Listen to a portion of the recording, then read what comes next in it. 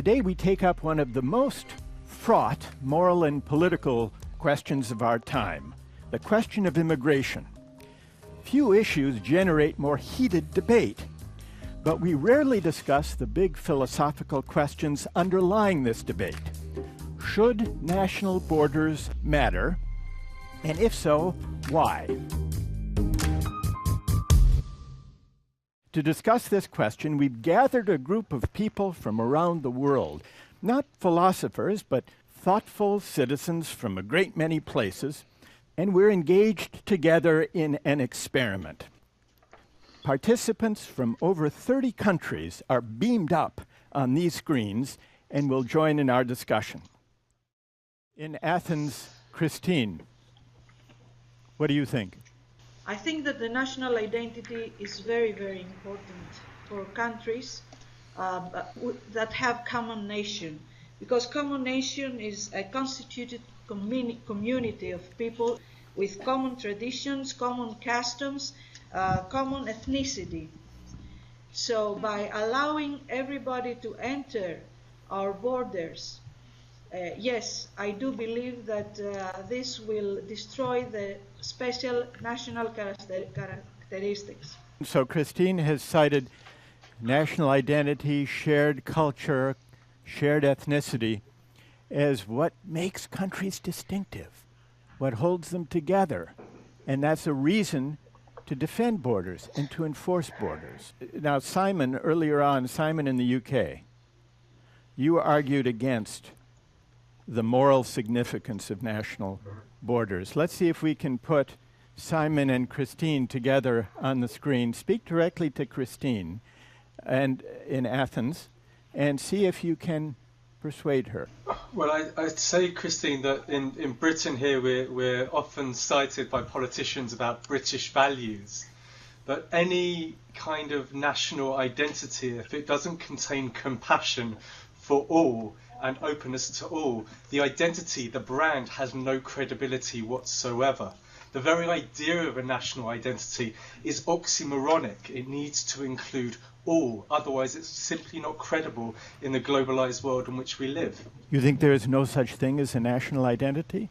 I think that the only credible national identity is one that opens its arms to others, that doesn't see itself as privileged or entitled in any way, or sees others as less worthy of being on this earth than the rest of us. In Israel, Yedidya, what do you say? I think Simon was presenting this one criteria for being a legitimate, national identity. I think that some people strive to have a sense of connection, to culture, of heritage, of family.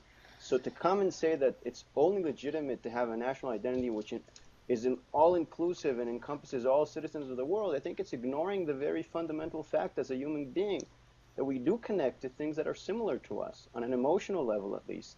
This is not a purely logical argument, so you have to not disregard the emotional connection people have to things that are similar to them. You disagree with Simon and with Of course. Lena that we should transcend these differences. Yeah. I wouldn't say I completely disagree. I would say that you cannot disregard the fact that people strive to feel connected to something. It's not only a universal world, that's part of it, but it's also a sense that people want to feel connected. And you can't completely disregard that. Like, why is that any different than just wanting to be part of everything? Lena in Germany. Lena, what do you say? Why does it have to be nations? Why can't it be the fact that we all have stripy t-shirts or that we like to eat cheese? You know what I mean? Or you're being cynical towards it. No, Lena, but you're being cynical towards it. It's not stripy t-shirts. A person has a culture and heritage. It's not something that's just a t-shirt. You're responding in a very cynical manner. Some people have connections.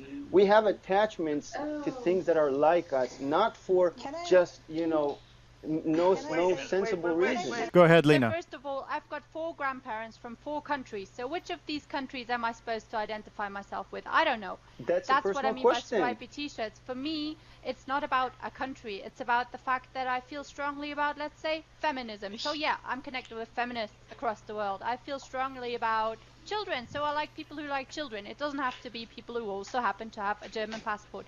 Another point that I think is very important is we mustn't forget that nationalism and religion and culture and all these things have been used time and again as a reason to discriminate people, to kill people.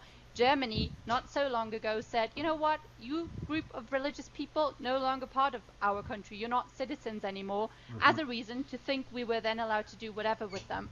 So I just think there's a massive risk to creating these kind of us and them ideas.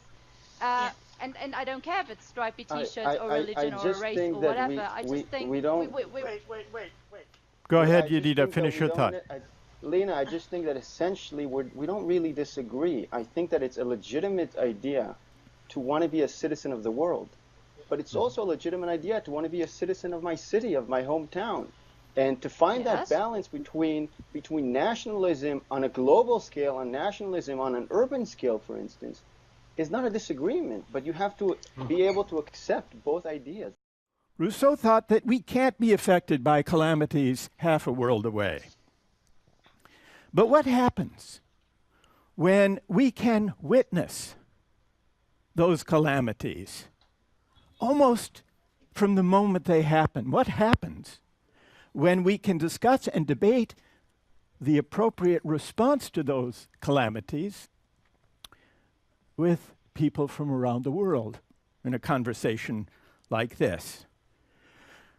When we can do that, could it be that the line between members and strangers will begin to blur? Well, it's hard to know.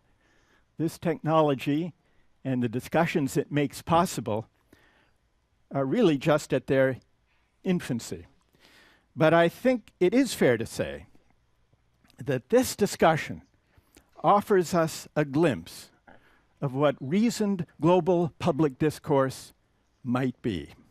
And so to our participants from around the world, to those listening on radio, to those watching online, I want to thank you for joining us for this, the first episode of the Global Philosopher. Thank you very much.